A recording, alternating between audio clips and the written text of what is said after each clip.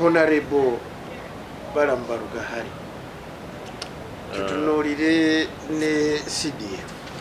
General MUHOOZI lwakwanga nze ng'omuntu lwakwa nti gwe mulama gw'oleese naye mu cabinet temwabaddemu reshafu ekyamazima reshafu ddala entuufu eri mu ggwanga muno yabadde mu magye era singa obadde osobola yabadde mu magye gabaddemu naye abantu batunuulidde nnyo okulondebwa kwa Balamu n'okuleetebwa kwa General MUHOOZI kakati mu ndowooza yange esookera ddala kasooke ku cabinet reshuffle olwaleero Museveni waliwo abadde boogera ne bageresa nti Museveni asaabuludde PLU naye asaabuludde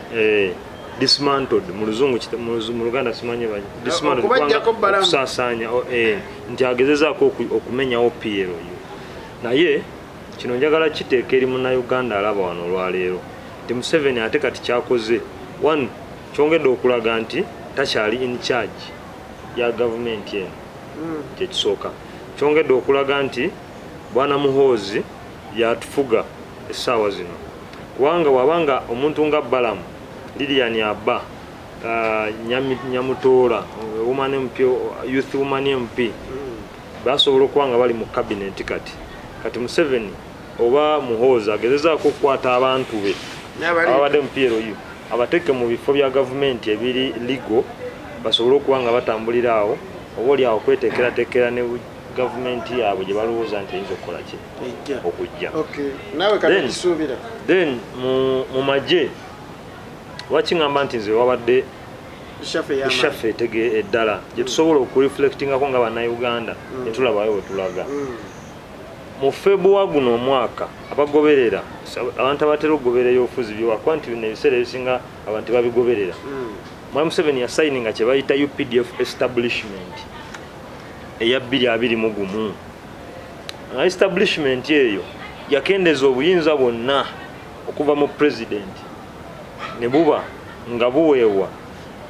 omuduumizi w'amagye ow'oku ntikko wagwandiise CDF obuyinza ne buva mu commander in chief ne budda mu CDF yakagisayininga mu February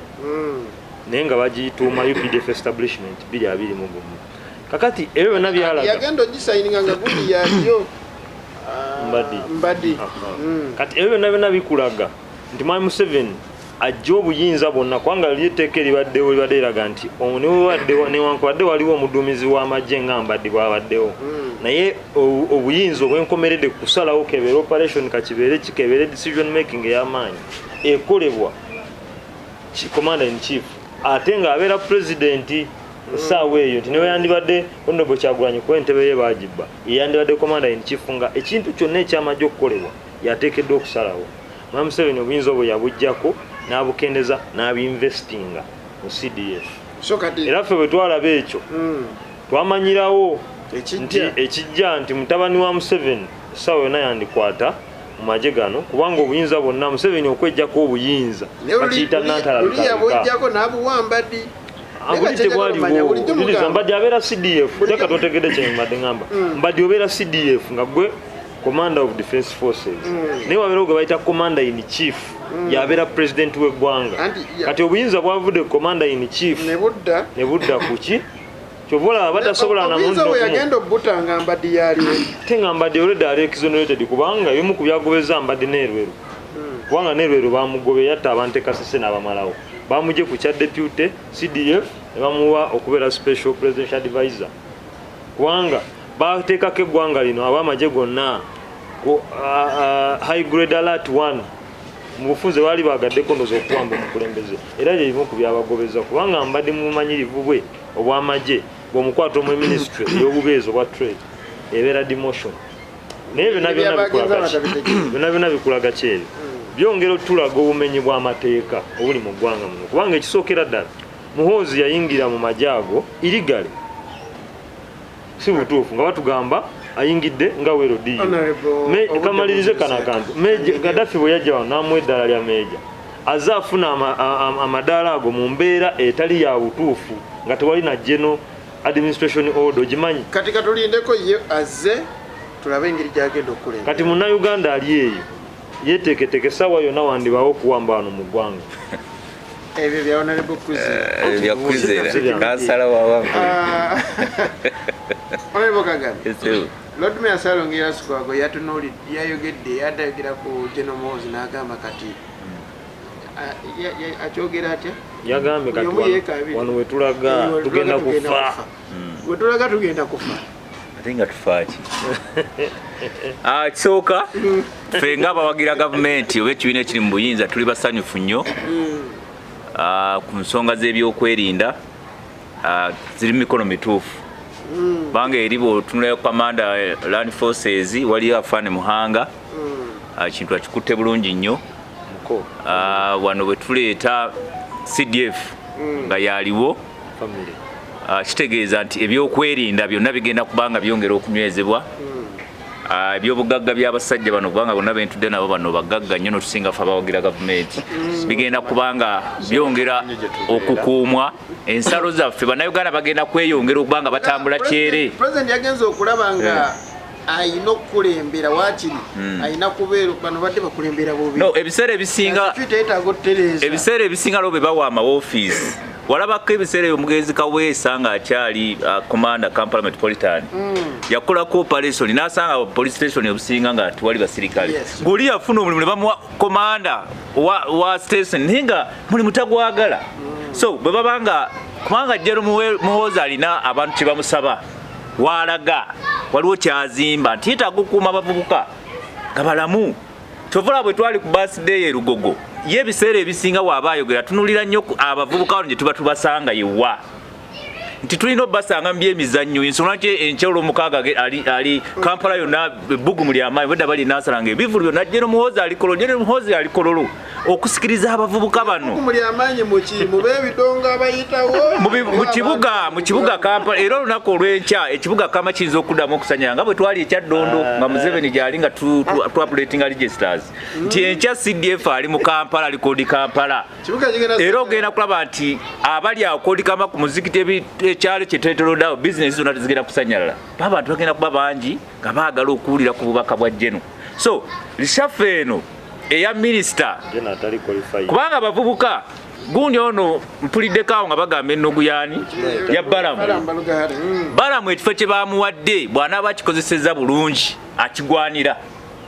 Singa tabenga bana balabe bawa ministry ezo nga Anita nono we Kibuule Amalala n'atabeera na Malala kubanga experience agirina ey'okukunganya abavubuka. Twetaaga abavubuka bano ne tubakunganya mu bitundu ebyenjawulo ne tubawa information. Baagala nnyo amasanyu bala musajja wa masanyu kubaleetera amasanyu endongo neevuga ne tubateekamu obubaka obw'enkulaakulana emizannyo oyagala digi teekawo General MUHOOZI byayagalira ddala era ye Piero yu so nze njagala okuyozaayoza mukulu Balamu njagala okuyozaayoza CDF ekirooto kye ffe nga bannayuganda abamu tulaba nti ekifo kye bamuwadde agenda kwongera okukuuma ebyobugagga kuba omulimu gwa CDF kulabanga abantu bano tebataataaganyizibwa. Eddembe Museveni lye yaleeta abantu ne bagaggawala abantu ne bakola omuntu abasinga basimawo babatambula ovuga emmoloka okuva e Kampala n'ogenda mu nsi gy'oyagala bw'oyita wansi bw'oyita waggulu kiryokera wonna ebyo ebintu bye twagala CDF akole. Kati twagala nti ate wano twawulidde waliwo kabbomu akavuga ate wano waliwo abantu beekalakasa. So nja kuyozaayoza mu Afande MUHOOZI njala kuyozaayoza Balamu abavubuka tubeetaagira ddala bongera okulaakulana bongera okwagala ensi yaabwe. Abantu abasinga bali mu bifo ebyenjawulo omusanga ng'akola eno opposition kati ngenda eri wano mu ggwanga tetukosa ng'abeNRM naye tulina opposition mu ziminisitule za gavumenti mu bitongole bya gavumenti n'osanga omuvubuka nga wanuupu nga mubi nnyo. Tagala sereza PDM zitambule, tagala sereza emyoga zifulume, tagala youth fund zifulume, tagala sereza kubanga buli abalemesa bali mu bitongole bano lebuukira wano emizino twane bwayogera wano omuzino ne guzikira talina kyatukosa bali muli munda naye munda muli ye problem. So twagala abo Afande MUHOOZI atunuleyo nti abavubuka ojja teekawo enkola bwe bagenda okuyita okufuna ssente naye wabeewo wanuupu ali awo mu minisitule y'abavubuka awo agamba ti fayiro tejja kutambula. mulimu abo opposition bano bebateekayo jukira emirimu gya gavumenti twetugaba emirimu tetumanya nti bano betulese benalemu ne baba opposition abalemese enteekateeka ne bamuwa sente z'okukola oluguudo sente zonna ne bazirya buli opposition ebazirya ndoza ne amongo opposition batekinika abasinga opposition sina tawulikira kagwemanyi nga tawulikira Anything Media wanjise tuli ku reshuffle sire ly'amaanyi tuyitadde nnyo ku cabinet reshuffle tutunuulidde nnyo honorable Balamu Barugahare tuliranga najjala na kujja kya honorable ku kya Balamu Barugahare nze nyina okwennyamira honorable minister kale honorable Balamu nyina okwennyamira nti ebyobuwangwa bye yateeka mu t-shirt ng'afuuse minisita agenda kutambulanga nabyo ng'abikwese mu kooti oba mu suuti oba anaagireka t-shirt okwennyamira kwange okusinga we kuli wamusangayo omanyi mu nsi y'abantu abataliimu nsa oba mu nsi y'abakulembeze abataliimu nsa era abasembeze abataliimu nsa nze siswewala kwewuunya omumenyi w'amateeka General Museveni okulonda mutabani we omumenyi w'amateeka kyeyabadde alina okukola kubanga General Museveni tunakkiriza nti mu 86 yawamba gavumenti era yayita mu kutta bantu n'olwayo kwakyakola General MUHOOZI Kaine Lugaba amanyiddwa bulungi mu bikolobero ebyenjawulo okuvira ddala mu kumuyingiza mu magye mumenyi w'amateeka n'ekyannaku okubeera ng'eggwanga lyaffe abalina mu mikono gyabwe oba balikutte ng'ensi nga bonna bamenyi b'amateeka kyannaku eri bannayuganda okubeera nga famire emu mu buli kintu kyonna yeekulembera General Museveni ye pulezidenti muganda we Sale Jeno mutabani we Jeno naye famire emu erimu bajjeno basatu leka nkumalireyo mpa obudde bwange mbutemeteme kubedda kikanyina ntono bova ku ekyo n'omukyala we nga minisita mu byenjigiriza ebifu nga yabikulembera nga ne balwa yesifo oba ye6 tagiyina ng'akulembera ba profesa ayingira makerere nga teyasoma yakutte muwala we naye n'amutwala eyo n'agamba nti kati gwayagala abeere member wa parliament n'atakoma ku ekyo ng'atwetera mukoddomi we obudde tulina butono waliwo omulembe gw'abaasoma n'abataasoma naye waliwo omuntu okubanga yasoma leka mmaleyo kano waliwo okubeera ng'omuntu teyasoma naye ng'alina amagezi amazaali ne wabeerawo okubanga omuntu yasoma baya nga yabubizibwako naye nga teyayita nga n'amagezi amazaali talina kati kyekizibu kye tuyina Mama Janet teyasoma General MUHOOZI tebalina magezi mazaali ekyo sinze ekyogedde gwe okyogedde naye kyenjagala okugamba nti tosobola kubeera na muntu alina bbaluwa y'esifo ng'etankanibwa n'abeera minisita w'ebyenjigiriza ng'akulembera baprofesa n'akwata bawalabe ne bazzukulu be ng'abasomeseza Kenya mu nsi gy'akulemberamu nga minisita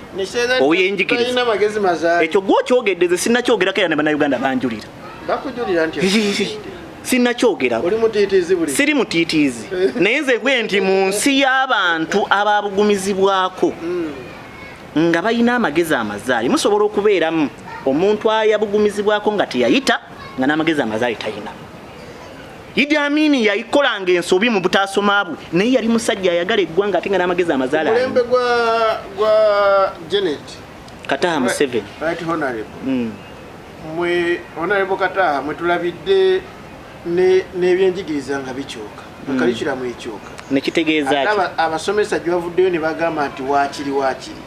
kitabaddeyo kubazze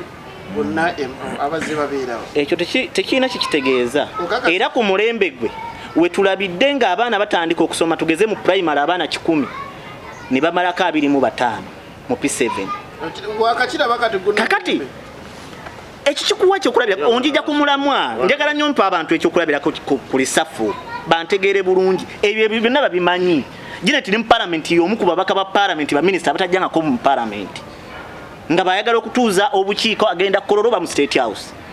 kati oyo tayina na busobozi kujja ku programu wano kumwogerako tumuleka ayina ebizibu bye Bannayuganda bonna bamanyi nkugambye nti omuntu akulembera minisitule y'ebyenjigiriza yalibadde asaanidde okubeera n'ebyenjigiriza ebirabika era ebimanyiddwa lisafo kyannaku okubeera nga abatemu be bakwasibwa obuyinza n'obuvunaanyizibwa obugenda okukuuma abantu babadde mu akafansonyi naye nga bakozesebwa olwaliro oyinza okwewuunya nti tumaze emyaka 93 tetulina gavana wa banka era yeye leero tetulina saabapoliisi era yeye betwali Uganda be yali alonda speaker lisafo yeno yonna ekyetwera ku lisafo Uganda be yali alonda speaker General Museveni yajja n'atuulawo okakasa nti owuwe gwalagidde bawe gwe bawadde era n'akituukiriza bw'ogenda ku Ssaabalamuzi ali mu nkwawazi kakati eno lisafo tezze kuyamba bannayuganda naye ezze kuyamba abantu babiri ezze kuyamba General Museveni ne General MUHOOZI kubanga okuwa balamu obwa minisita bamusindise ku Piero U oba Piero E okubanga eyina obusobozi obutambula nga bwe beeyagala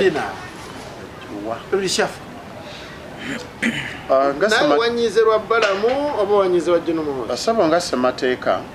oluvannyuma lwa myaka 2 kitundu shafe erina okukolebwa ekyo kyo mu constitution kiri fine lwakuba kyaluddewo era naye nabadde osobola okukola lishafu ng'olangirira bennyini ababaddeko oba okukyusaamu ekyo kituufu mu constitution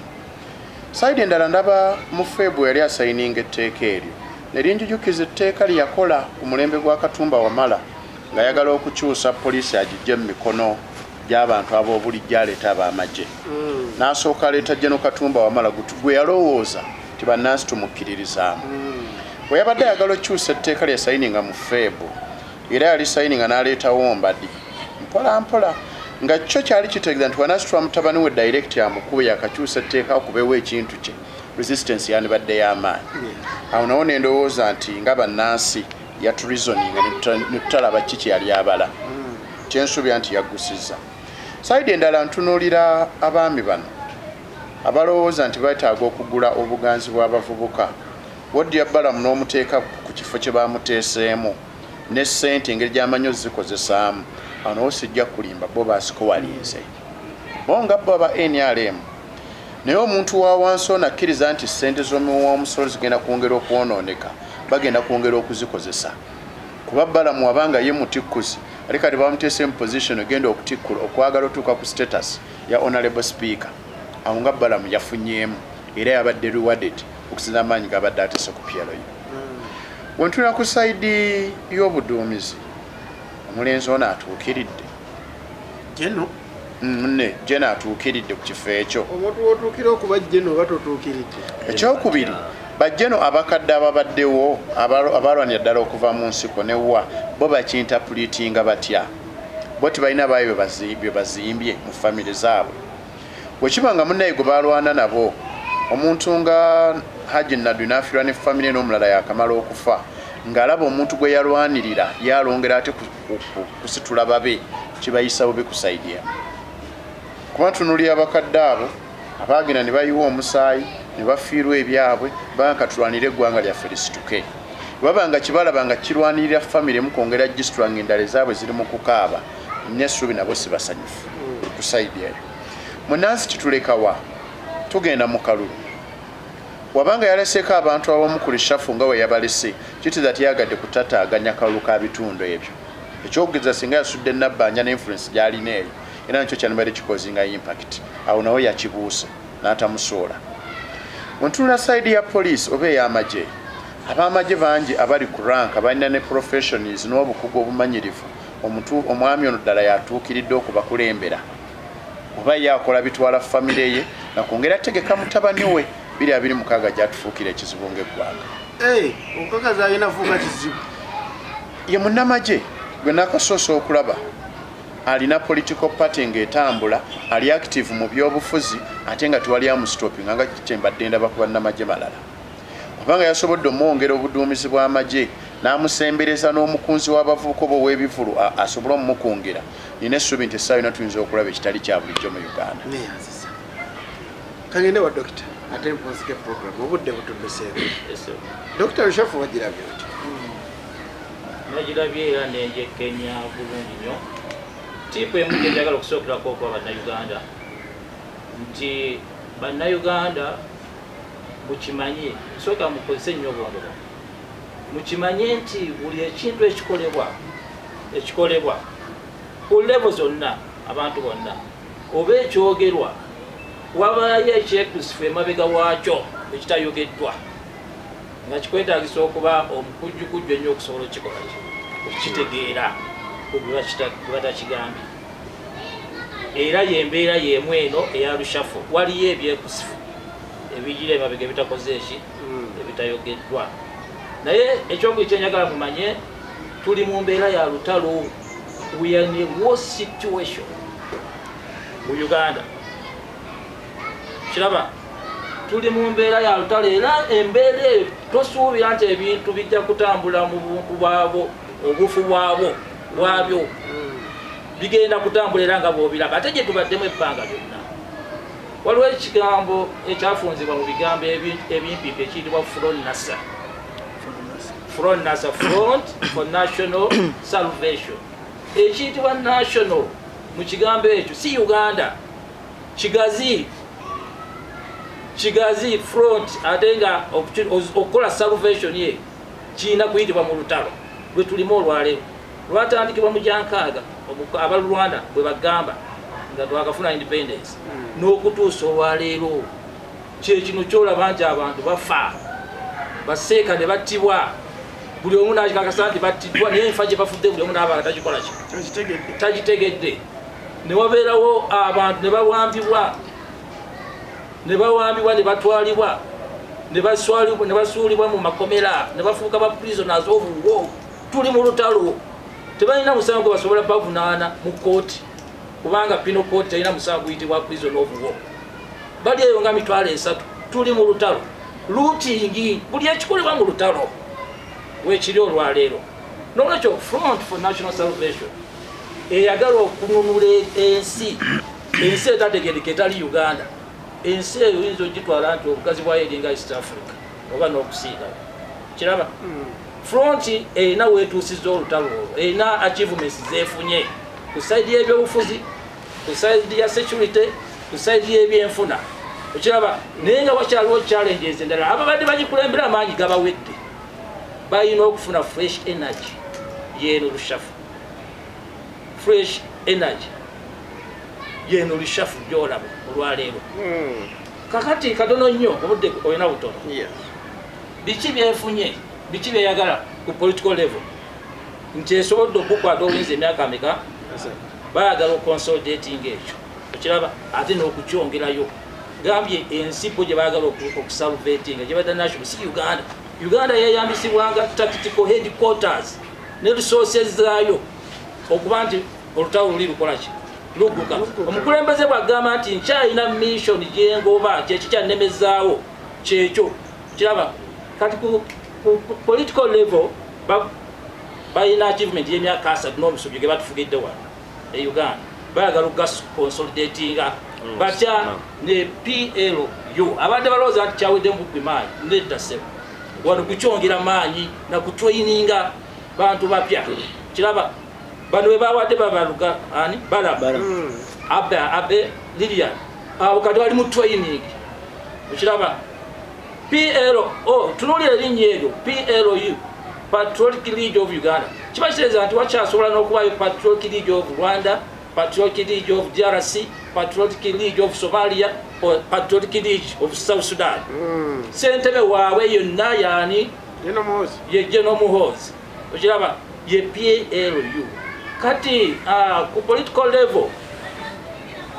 bali wenagambye formations zonna zirina okulwanyisibwa ne UPC n'abalala wasigalewo ki PLU yokka. Okiraba,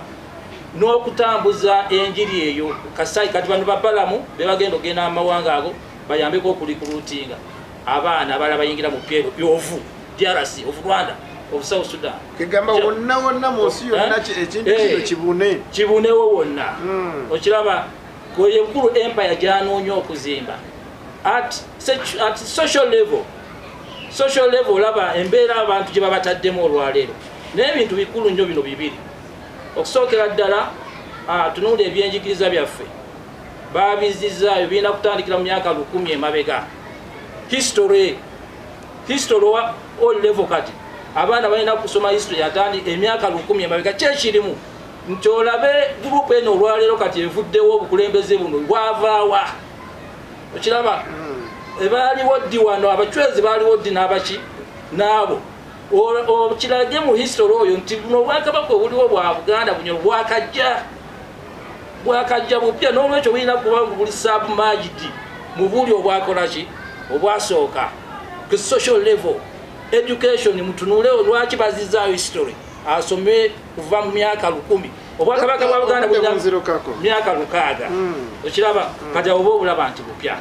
olulimi oluswahili eri ekyalemesezaawo Maama Kadaga kubanga y'omu kuba lupromotinga lubenga lwe lubeera olulimi oluki olupya abaana bagenda okusomawo abapyawo kubanga kati wafuuse naye kati lwa kompalusalo okulusoma oba kyetaasa kuzibikira zino nnimi endala zikole ki ekintu temukirabira wano wokka economic level amazzi bagatwala dda kiraba ettaka bwekemuyita nti ttaka likuba land grabbing bo bali bazza byaffe nga Buganda baba weebyamu nabo bazzaki byaffe in fact linunuddwa bwe bakitwala okununula kutya kino ekibba ttaka kyola bo bali babagamba buli bafuna lyo linunuddwa dirize emikono gyabwe dirize emikono gy'abalangira n'abambejja bwekimulabanga ki ng'ekibba ettaka n'olwekyo kangende kwekikoza Uganda maliraawo nti okusobola okukuuma bino byonna ebituukiddwako kyetaaga ejje ery'amaanyi ejje eryo lirina kubanga likulemberwani General MUHOOZI olwaleero at the same time nga neeri ne political interests ezikola bwe zitambula kiraba kubanga kyetugambye eri dynasty tekyasobola oba kufugibwa mukulu ono ejja kufugibwa mupya olaba kati bano bakozesebwa bakozesebwa emirimu tebagitegeera ne babatwala baliwo bonna bano tebategeera kyebakola tyabakulu gabyo tebakikola ki tebakiraba olaba tebakiraba MUHOOZI ekyeru bwe yatta abantu egundi yabadde command of land forces bwedde Kasese nga lowooza akoze nnyo akolera Uganda kyakolera mulala nnyo kubanga information yali egenda kulwanyisa bano era yo olwawedde babagyewo babeezeewo bangwadde simanya ataki naye nga neggwanga lyebamusindikawo talikolaki talimanyi bonna basiniya babagyewo mumagye babadde bajjawo advisor kukolaki baleete bano abawulira mwani MUHOOZI okiraba n'olwekyo wekikoseza Uganda nti priority ya budget ya Uganda egenda kuba egenda mu byamagye bwebanga priority egenda mu byamagye kitegeeza ebyenjigiriza ebya health ebisigala byongera nakwonooneka okusinga newebikoze eki newebibadde olwaleero bannayuganda bo bafuna obukuumi okukuuma okukola ejje ery'amaanyi erigenda okukuuma achievements zino n'okugoba ebigendererwa ebirala ebikola neyanziza nga obudde bunziruseeko era ompiseemuko mu ddakiika nga 10 waituwaddeyo akataleke katono nnyo omukama bankuumira embeere bulungi